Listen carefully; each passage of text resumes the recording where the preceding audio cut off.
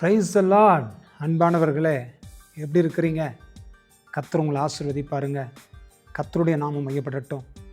இந்த நாளில் வேதத்திலிருந்து ஒரு வசனத்தை உங்களுக்காக நான் வாசிக்க பிரயாசப்படுகிறேன்.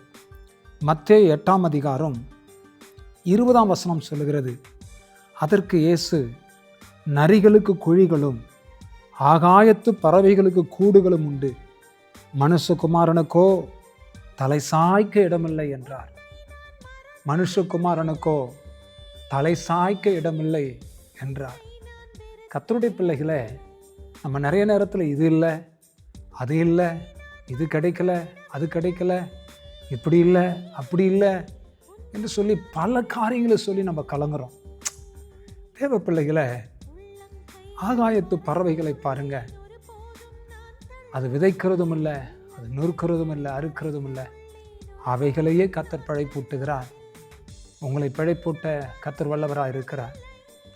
ஒருவேளை உங்களுக்கு சொந்த வீடு இல்லை, ஆஸ்தி இல்லை, அந்தஸ்து இல்லை, பணம் இல்லை, பொருள் இல்லை, இது இல்லை, அது இல்லைன்னு கவலைப்படுறீங்களா?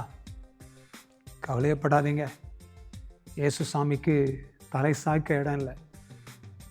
ஆம் தேவனுடைய பிள்ளைகளை,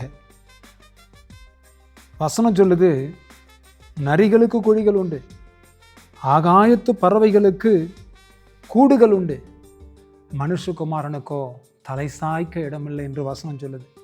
அவருக்கு தலை சாய்க்க கூட இடம் இல்லைங்க. ஆம் தேவனுடைய பிள்ளைகளை, நமக்கு இந்த பூமியில் எதுவுமே இல்லைன்னு ஏன் கவலைப்படுறீங்க? உங்களுக்குன்னு ஒரு இடம் பரலோகத்தில் கர்த்தர் ஆயத்தப்படுத்தி வச்சிருக்கிறார். தங்க வீதி உனக்கு ஆயத்தமாக்கப்பட்டு கொண்டிருக்கிறது. நித்திய ஜீவன் உண்டு தேவனுடைய பிள்ளைகளை. நான் சில வருஷத்துக்கு முன்னாடி எனக்கு படுக்க வீடு இல்லை, கீழே போட்டுக்கிறதுக்கு பாய் கிடையாது, மேட் இல்லை, பார் அட்டையை கீழே போட்டுக்கிட்டு தலைக்கு செங்கல் தலையாணியாக வச்சுக்கிட்டு மேலே போய்த்துக்கிறதுக்கு வந்துட்டு பார் அட்டையை பெட்ஷீட்டாக போய்த்துக்கிட்டு எத்தனையோ மாதங்கள் அப்படி தூங்கி இருக்கிறேன். எதுவுமே இல்லாமல் கஷ்டப்பட்டுருக்கிறேன். ஆனால் ஆண்டவர் என்னை கைவில்லைப்பா, ஆண்டவர் என்னை விட்டு விலகலை, என்னை கைவில்லை.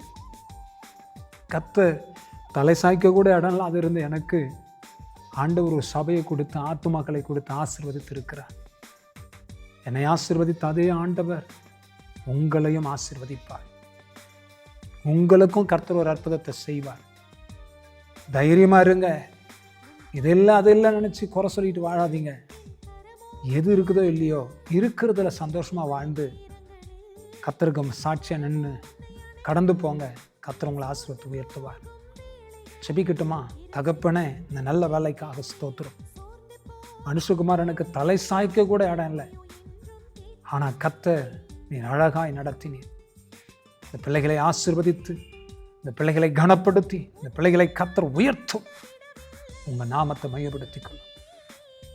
இதெல்லாம் அதெல்லாம் நினச்சி கலங்குகிற பிள்ளைகளுக்கு எல்லாவற்றையும் கொடுத்து நீர் ஆசீர்வதித்து நடத்துங்க. உடைய கரத்தில் ஒப்பு கொடுக்கிறோம். கர்த்தர் ஆசீர்வதியும், பலத்த காரியங்களை செய்யும். இயேசு கிறிஸ்துவின் நாமத்தில் ஜெபிக்கிறோம் நல்ல பிதாவே. ஆமென், ஆமென், ஆமென். God bless you. கர்த்தர் உங்களை ஆசீர்வதித்து நடத்துவார்.